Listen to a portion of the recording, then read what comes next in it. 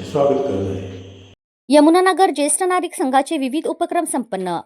पावन मारुती मंदिर यमुनानगर नाना नानी उद्यानातील सभागृहात यमुनानगर ज्येष्ठ नागरिक संघाची 30 डिसेंबर 2025 रोजी मासिक सभा संपन्न झाली। संघाची प्रार्थना झाल्यानंतर कैलासवासी स्मिता इनामदार, कैलासवासी सुधीर जपे यांना श्रद्धांजली वाहण्यात आली। अध्यक्ष गजानन ढमाले यांच्या प्रास्ताविकेनंतर सौ उषा गोविंद खवासखान यांचं भाषण झालं। आपल्या भाषणात अन्नदान, कन्यादान, सतपात्रीदान, महिला कालच्या व आजच्या, जुनी संस्कृती, संस्कार, प्रथा, जुन्या चालीरीती, नवा व जुना काळ, त्यातील झालेले बदल, पोशाख, राहणीमान यावर उदाहरणासहित भाष्य केलं। राणी चन्नम्मा, राणी लक्ष्मीबाई व राजमाता जिजाऊ यांची उदाहरणे दिली। पिंपरी चिंचवड वैभव या महाराष्ट्र साहित्य परिषद, पिंपरी चिंचवड शाखा आणि मराठी भाषा संवर्धन समिती पिंपरी चिंचवड महानगरपालिका या पिंपरी चिंचवड शहरावर आधारित काव्यमय इतिहास असलेल्या पुस्तकात आपल्या संघातील 3 कवयित्रींचा सहभाग आहे, याचा आम्हाला अभिमान आहे।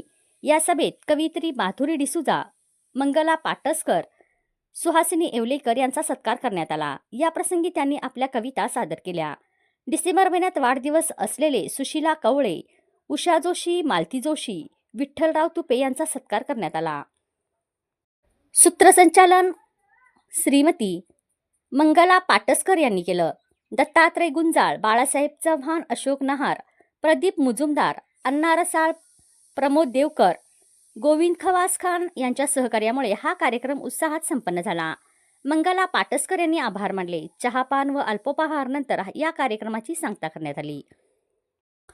कागलच्या भूमी अभिलेख कार्यालयातील शिवराम कोरवी लाचलुचपतच्या जाळ्यात। कागल येथील भूमिलेख कार्यालयातील शिवराम कोरवी कार्यरत असलेले शासकीय दप्तरबंद वर्ग 3 कर्मचारी शिवराम कृष्णा कोरवी, राहणार हुपरी, तालुका हातकणंगले, जिल्हा कोल्हापूर यांना 1000 रुपयाची लाच स्वीकारताना अँटी करप्शन ब्युरोच्या पथकाने रंगेहात पकडलं। तक्रारदार यांना त्यांच्या शेतजमिनीची मोजणी करून घ्यायची असल्याने शेजारील गट क्रमांकाचा फाळणी नकाशा आवश्यक होता। यासाठी त्यांनी कागल येथील भूमी अभिलेख कार्यालयात रीतसर अर्ज केला होता। अर्जानुसार फाळणी नकाशा देण्यासाठी आरोपी कर्मचारी शिवराम कोरवी यांनी तक्रारदाराकडे 1000 रुपयाची लाच मागितली। या मागणीबाबत तक्रारदाराने अँटी करप्शन ब्युरो कोल्हापूर येथे तक्रार दाखल केली। तक्रारीची पडताळणी करण्यात आली असता आरोपीने बेकायदेशीरित्या 1000 रुपयाची लाच मागितल्याचं निष्पन्न झालं। त्यानंतर सापळा रचून पंच साक्षीदारांच्या उपस्थितीत तक्रारदाराकडून लाच स्वीकारताना आरोपी लाचलुचपतच्या जाळ्यात अलगद सापडला। या प्रकरणी आरोपी लोकसेवा शिवराम कोरवे यांच्या विरोधात कागल पोलीस ठाण्यात गुन्हा दाखल करण्याचं काम रात्री सुरू होतं। ही कारवाई अँटी करप्शन ब्युरोचे पोलीस उपायुक्त शिरीष देशपांडे व अप्पर पोलीस अधीक्षक अर्जुन भोसले यांच्या मार्गदर्शनाखाली, पोलीस उपअधीक्षक वैष्णवी पाटील यांच्या पर्यवेक्षणाखाली, पोलीस निरीक्षक Rajendra Sanap, police head constable Sandeep Kashit, Sachin Patil व पोलीस कॉन्स्टेबल कृष्णा पाटील यांच्या पथकाने केली। दरम्यान लाच प्रकरणी किंवा अपसंबंधेबाबत तक्रार असल्यास नागरिकांनी लाचलुचपत प्रतिबंधक विभागाशी संपर्क साधावा, असं आवाहन लाचलुचपत विभागातून करण्यात आलं आहे।